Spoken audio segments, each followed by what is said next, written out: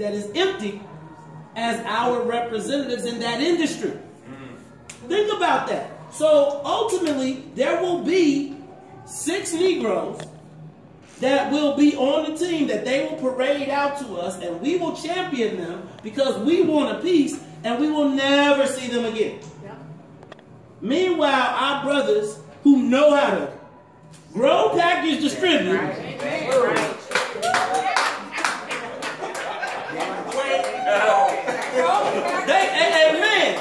invented the business, are literally, we watched black legislators write them out of the program. Exactly. We watched them say, if you've been incarcerated, or if you've been in jail, so you telling me that the guy that moved bazillions of pounds, should not, now that it's legal, he's excluded because he showed you how to get there? Right. And he's still locked up. And here's my challenge. My challenge is, when they come talk to us, it's all super sexy, and they like, oh, criminal justice reform. Kiss my butt. Because you signed the legislation that said we can't participate. You said if you had a misdemeanor, you can't get no medical marijuana. You can't even distribute. You can't sell the baggies. So now, again, as the economic opportunities come, because guess what we're going to be crying about? We will be crying about, we didn't give me child care. They cut my child care subsidy. In the meantime, they're going to build a whole nother wealthy, rich community that when it's legal for everybody, them same fools gonna come open up a store on your block, in your neighborhood, in your town, or in your block, and you're not gonna be able to participate. And you're gonna shop there. Right, and then you're gonna go shop there. Because I'm shopping. Okay. So with that in mind, I'm sorry. Y'all know I start preaching. Wait, I got a question. Oh wait. Wait. Hold on. I do them like this. I got you. One question. Go ahead first. All right. So, in terms of specific things that we as a community could pick, my thought is TIF. I heard maybe on radio this morning. Is it true that the city's going to sweep TIF surplus to plug a budget hole? And how can we make a big ask by saying we want TIF that's going to the north side to come back here and define how we want it done? How do you hold your local elected officials? We do not do that. So let me tell you, how many of y'all got a selfie with your elected official? Nope. Okay, well that's just a different crowd. But let me just say, so the challenge becomes that they don't fear you more than they fear downtown. Exactly. And so once they fear you, then that will start to move. How we do? I think this right here. You start organizing. Like when somebody comes, remember, if I knock on your door, hey, I'm here to get your vote. Where you at on the TIF downtown? Yeah. See, how many times have you heard just vote? Anybody ever heard somebody say, just vote? Raise your hand. Yeah. Just vote. There is now a new Democratic campaign that says just vote. Yeah. What are you voting on? What issue are you voting on? So this is what they know. If you go into the polling place, 9 times out of 10, if they could just get you to the polling place, you are going to hit the D. And so when you hit the D and your neighborhood is jacked, it says, we like it. It feels good. Give me some more. Give me some more. And so guess what they do? Give you some more. Give you some more. Some more nothing. Right? Now, I'm telling you, but can I also tell you something? And this is one of the things that I think we don't understand as a people. Some of what happens with our elected officials is really not their fault. Hear me out. In so many cases, they don't know. Right? I spoke at the City Club the other day, about 3 weeks ago, and we talked about how cheap the aldermen go. Right? Everything is a negotiation.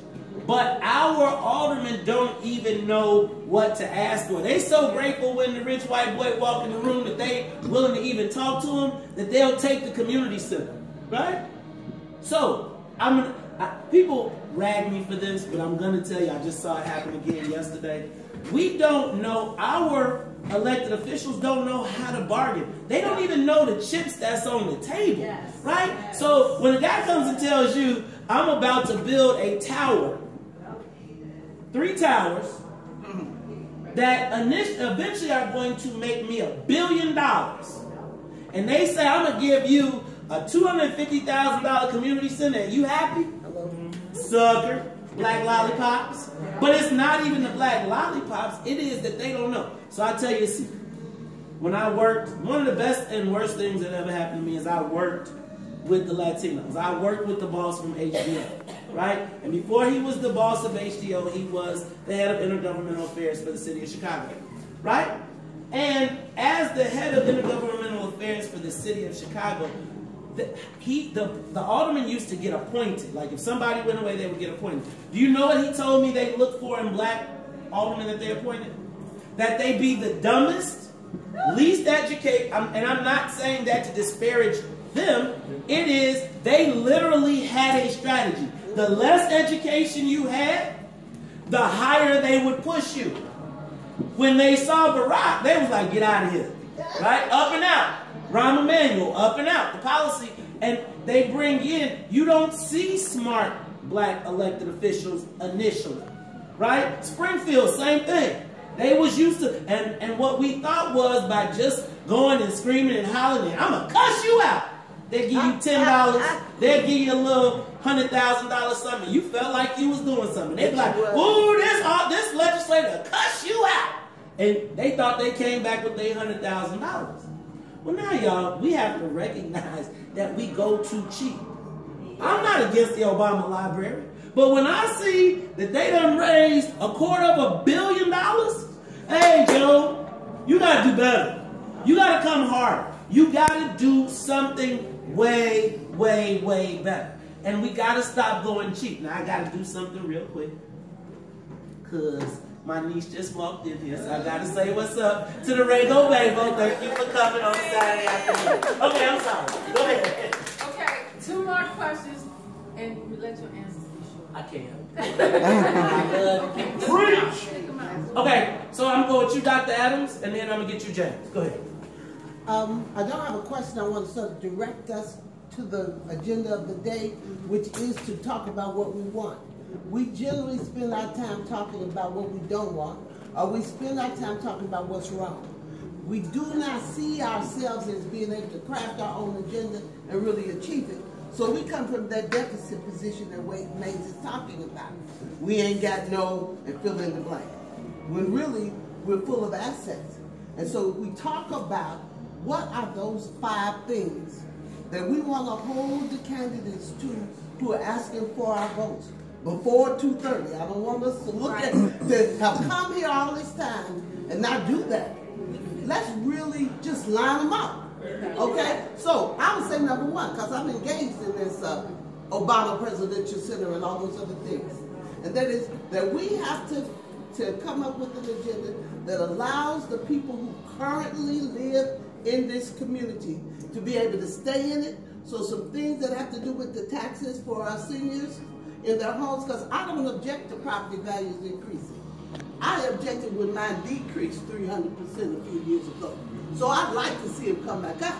But I don't want to see him come back to the deficit and to the demise of people who live in the community. So we need some standards on those issues for one of those things, I would say, and we should line up the rest of our ask. James? As a person that wants to participate in the marijuana who are the legislators that we need to know? You need to know all your legislators because they all vote on it. They all vote on it. They all do. Everybody has a say in it. Let's go to the next question. And you have to make sure that you look at what the people you voted for vote for. Go ahead. Because if you vote for them, they go crazy down there. Finish your question. Are they the ones that make the rules to keep other people from minority. Yes, they write all the rules. Usually the lobbyists write the rules, the companies write the rules. The lobbyists then deliver the rules to the elected officials. The elected officials are not reading 50,000 pages, so they say, give me the Cliff Notes version of it. Yeah, I'm with it. And what they do is they sneak all these little things in there. They say, no, you can't come on if you did this. No, if you ever got stopped by a police officer and then you said yes because we got legal marijuana, except for like the 13th Amendment, you are all good unless you fit all these categories. We got to move to the next question. We'll come to you in a minute. Go ahead. Okay. Can you all hear me? Okay. Yes. Now, last week you talked about how do we empower Julianne Stratton. Okay. Explain what you mean by that. So, very quickly. Black people give up their political power. Every crisis should be used or maximized. Right? So, right now, you got J.B. Pritzker on the ropes. You ain't talked to him. He been Rose Garden strategy and y'all all day. Right? Everybody is... So then you got another incident that comes out. Yes. Right? Right at that point, you have leverage if you don't undercut yourself. At that point, now he's in the last 2 weeks of his campaign, 3 weeks. You gotta be out here.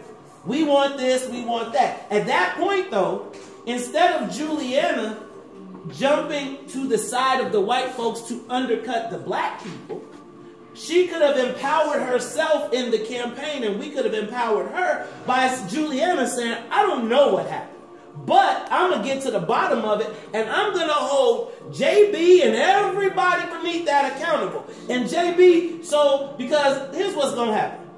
The Attorney General, we all love the fact that we got this black lieutenant governor, right? And they try her out. Every time there's something black, she get extra, she get extra black for us. No, but at the end of this election, she'll be relegated to an office smaller than this with a budget of $2 million. And all of your political capital is invested in the distraction. Exactly. Right? Because she really has no... But right now, she could have been powerful. I can't speak on that. But what I'm saying is, right now, we have to she should have been empowered at that point, and she should have gone into the campaign and said, did this happen? And play the game. We don't even play the game. Exactly. When the white folks say, we in trouble, our job should not be, we gonna save you, boss. No. Even if they on your team. Because you know that racism exists. So what happens is we have to stop undercutting black people regardless of where they're at politically. If it's a black Republican, it's not your job to go out and be like they a sellout there, because guess what? That's what makes the white boy not feel like he has to come talk to you. So at that point, when that situation happened, Juliana, if she's our candidate, she needed to extract. She needed to say, I want to see this in the campaign. And if you don't do it, I'm not trotting my ass out there. Now, stand up for your people. There. And then you got somebody else on your team. I'm sorry. Okay. Jesus. Preach. We have one question because I'm going to take 3 questions in one after this because we have to go. I'm sorry. I have, it's a green Mazda. You have somebody blocked in the parking lot, green Mazda. I didn't know you could use it though. It says in the parking lot, I know, right? Okay, ask really quick. Okay, really quickly. Agenda items. And I know you're talking about this equitable gentrification or revitalization. And to me, that also means profit sharing. And when I say profit sharing, what happened in Inglewood, where all of those people lost their homes and ended up with maybe $35,000, and that's not enough to buy another home, they should have had profit sharing through the railroad. Not only that, well, I'm going to get to the question in a second. Because I got to get to work. Okay. The other thing is when I say profit sharing, they needed to have that, but they also needed replacement costs for their homes. As black people, our wealth is in our homes. How do we go after replacement costs when we're being displaced in communities? Nobody can go anywhere and get another home for what they're giving you. We need sliver equity when they decide they're going to build something on our land that we no longer own. And then the other thing I think is really important, we need to know every committee our aldermen are on. Because I went to the Obama meeting and spoke and did not know my alderman was vice chair of the real estate committee. Okay, we need to know that. The other thing is their programs.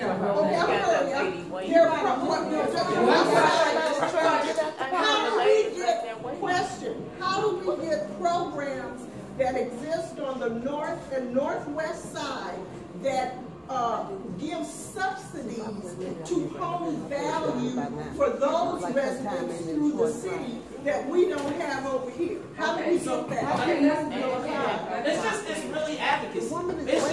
But she got to ask her You have to come up with your agenda, right? Yes. And those, to me, are agenda items that as you all circle and start to talk, that needs to be as part of it.